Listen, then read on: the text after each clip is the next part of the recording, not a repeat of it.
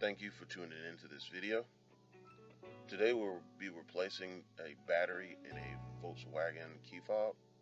I'm not sure how much the dealership would charge for this, but I'm sure after watching this short video you'll be able to knock it out yourself in under 5 minutes. We have our new batteries.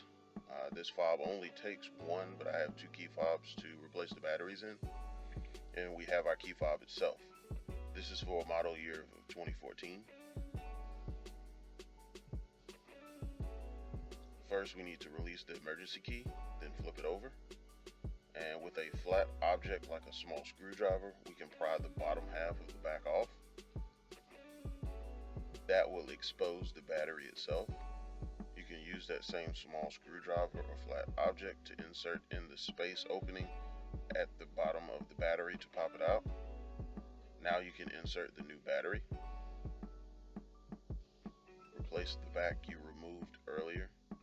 To make sure the new battery was inserted properly, you can flip it over and press the buttons, and if the little red light blinks, you're good to go. Thank you for watching. Stay tuned for more content.